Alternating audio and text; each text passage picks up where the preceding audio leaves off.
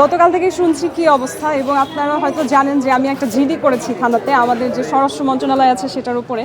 কারণ স্বরাষ্ট্র মন্ত্রণালয় আসলে এই আসনকে ঘিরে স্পেশালি একজন নারী প্রার্থীকে যে সিকিউরিটি দেওয়ার তারা কথা দিয়েছিল সেটা তারা করেনি, এবং এই কারণে কিন্তু আমি আসলে খুব ব্যাপকভাবে প্রচারণাও করতে পারি নাই আমার। তো লাস্ট মোমেন্টে আমার কাছে মনে হয়েছে যে দিস ইজ ভেরি ভিনডিকটিভ না।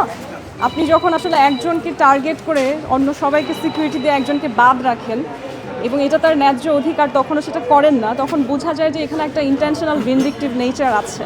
তখন আমার কাছে মনে হচ্ছে নির্বাচনে অনেক রকম ঝামেলা হতে পারে, সেখানে যদি আমার লোকরা আসলে সিকিউরিটি ছাড়া থাকে সেই ক্ষেত্রে তারা অনেক সমস্যায় পড়তে পারে।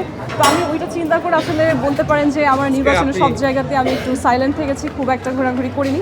যদিও আমাকে থানা থেকে বলেছে আমরা আপনাকে সিকিউরিটি দিয়ে নিয়ে যাবো, but I have been like this is my state's responsibility, not anybody's personal responsibility. জি, আমি আগে আমার ভোটটা দিয়ে আসি and then I'll talk, কারণ কোথায় আমাকে খুঁজে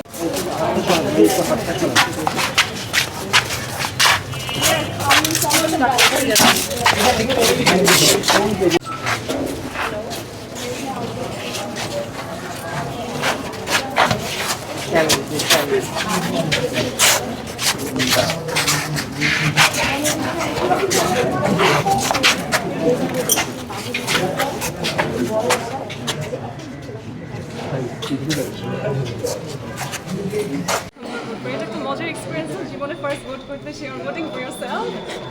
ঠিক আছে আপু, দিয়ে আসেন ভোটটা দিয়ে আসেন। ওকে ওকে ওকে, দেখি আমরা এই পাশে দাঁড়াই সারিবদ্ধভাবে। আচ্ছা আপনি যান, আপনার যান।